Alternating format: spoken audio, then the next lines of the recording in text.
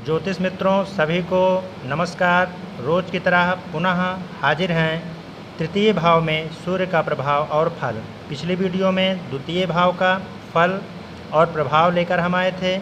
आज हम पुनः तृतीय भाव में सूर्य का प्रभाव और फल लेकर के हाजिर हैं। बगल में देखिए काल पुरुष की कुंडली बनी हुई है। ये काल पुरुष की कुंडली में प्रथम भाव जिसे लग्न कहते हैं 2, 3 इस तरह से 12 तक। अब देखिए हम देर न करते हुए तृतीय भाव में विराजमान सूर्य का फल देखते हैं।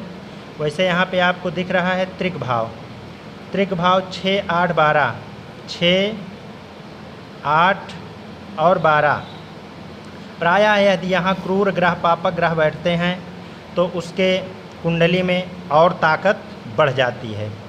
ठीक है, इसी तरह केंद्र भाव में 1, 4, 7, 10 यहाँ पर सभी ग्रह अच्छे फल देते हैं, किंतु यह है कि 100 में ग्रह होते हैं तो ज़्यादा बेटर होता है। अब आइए देखते हैं त्रिकोण भाव। पंचम ये है और नवम ये भाव है, इसे त्रिकोण भाव कहते हैं। द्वितीय भाव को धन भाव कहते हैं और तृतीय भाव को भ्रातृभाव कहते हैं और पराक्रम भाव कहते हैं। अब आइए देखते हैं सामान्य जानकारी।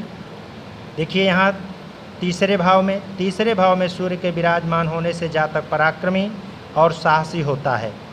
दूसरा बिंदु, तीसरे में सूर्य जातक को निस्वार्थ बिना किसी भेदभाव से सभी पर अपनी ऊर्जा का प्रभाव छोड़ता है। अगले पॉइंट में देखते हैं छोटी यात्राएं शुभ होती हैं। छोटे भाई बहनों के लिए भी मंगलकारी होते हैं, किंतु मतभेद से बचें। यहाँ पर एक दृष्टिकोण ये भी आपको लगाना है कि आपको निगेटिविटी से बचना है। अच्छा, इसका रीज़न ये है कि यदि शत्रु ग्रह पापक ग्रह, हालांकि ये स्वयं में कुछ विद्वान इसे पापक ग्रह मानते हैं, किंतु यह क्रूर ग्रह कहा जाता है। ये जिस प्रकार से तपता है और दूसरों के लिए बेनिफिट होता है, ठीक उसी प्रकार से यहाँ पर सूर्य बैठ करके जातक को लाभ प्रदान करता है। अब देखिए जातक की बुद्धि रचनात्मक होती है, वह लेखन या चित्रकला में विशेष रूप से सफल होता है, परिवार में सबसे बड़ा होता है।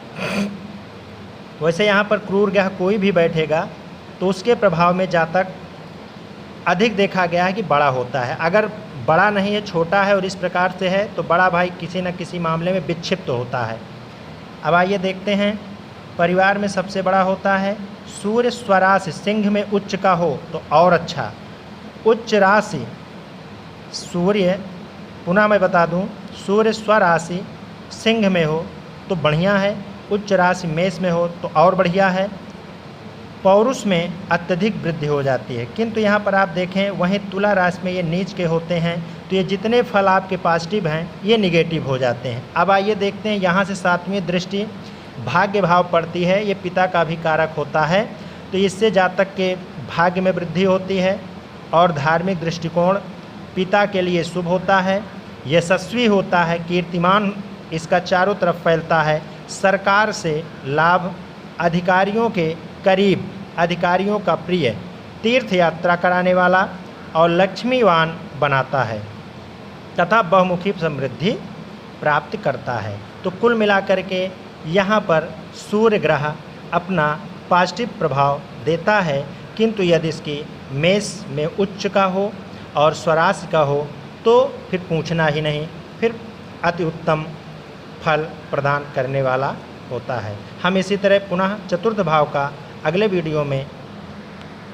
लेकर हाजिर होंगे। धन्यवाद। वीडियो अच्छी लग रही है तो लाइक करें, सब्सक्राइब करें, शेयर करें। धन्यवाद।